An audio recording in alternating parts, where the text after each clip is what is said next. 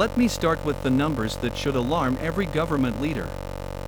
According to OPM data, 30% of the federal civilian workforce is eligible to retire within the next 5 years.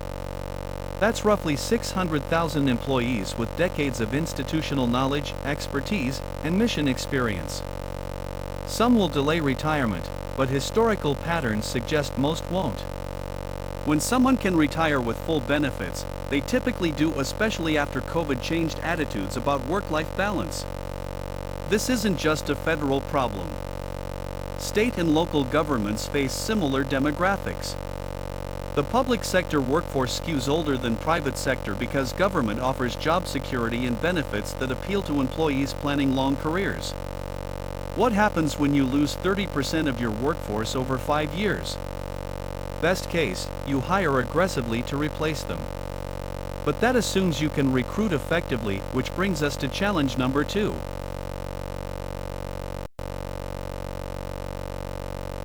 Government struggles to recruit talented employees, especially in technical roles and high-demand specialties.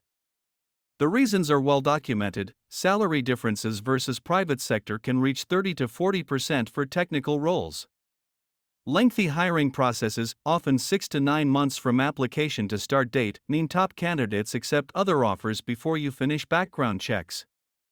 Geographic constraints require relocating to specific government hubs, while private sector offers remote flexibility.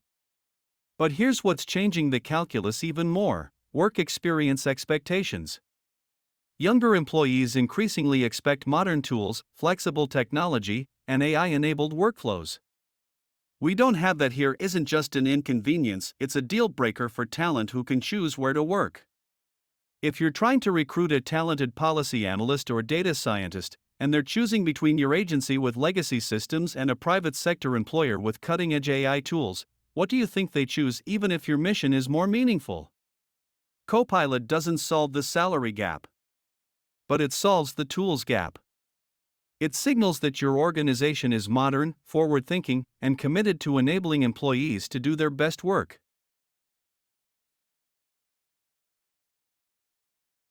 Now layer on the third challenge: growing mission demands against flat workforce capacity. Federal agencies have expanding responsibilities. State and local governments face increasing constituent expectations. Every year brings new compliance requirements, more data to analyze, additional reporting obligations. Meanwhile, workforce size stays flat or declines.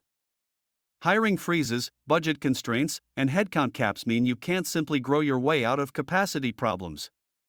Do the math: if mission demands grow 5% annually but workforce stays flat, you have a compounding capacity gap. After 5 years, you need to be 25% more efficient just to maintain current service levels. Traditionally, government addressed this through process improvement and automation. But you've already picked the low-hanging fruit. The remaining work is knowledge work: analysis, communication, decision-making, synthesis. The work that requires human judgment and can't be automated away with workflow tools. This is exactly the work Copilot is designed to accelerate. Not by replacing judgment, but by eliminating the administrative overhead that buries it.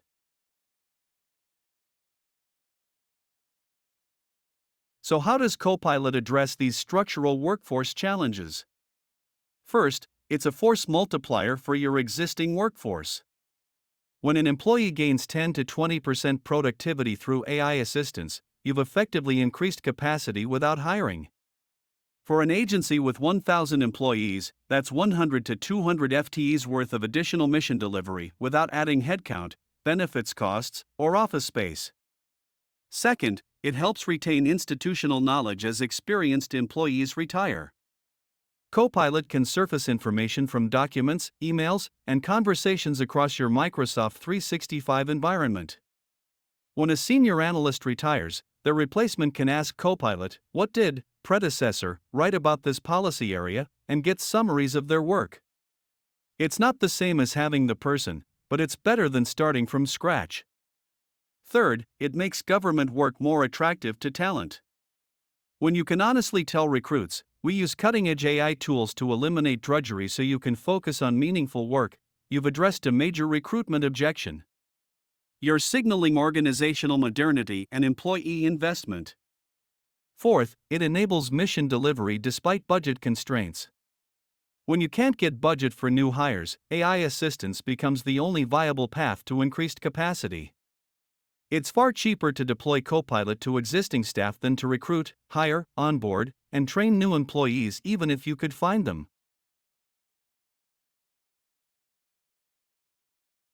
Here's the uncomfortable truth: government organizations that don't adopt AI workforce multipliers will face a crisis in the next 3 to 5 years.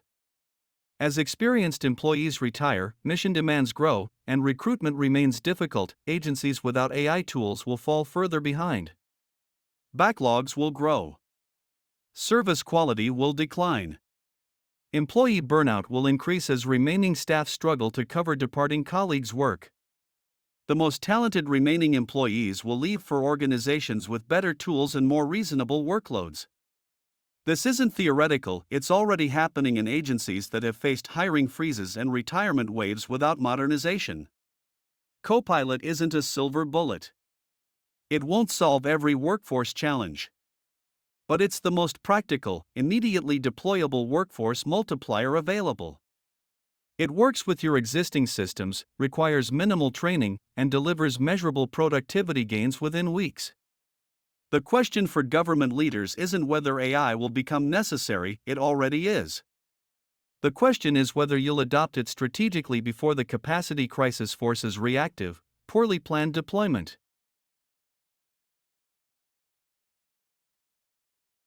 Government workforce challenges, retirement waves, recruitment difficulties, capacity constraints aren't going away.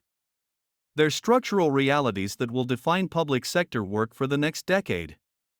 Technology alone won't solve these challenges. But the right technology, deployed strategically, can make the difference between thriving and struggling.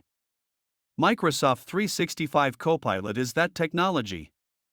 It multiplies workforce capacity, supports knowledge retention, makes government work more attractive to talent, and enables mission delivery despite budget constraints.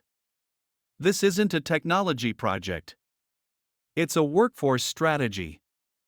And for government organizations, it's increasingly a strategic imperative.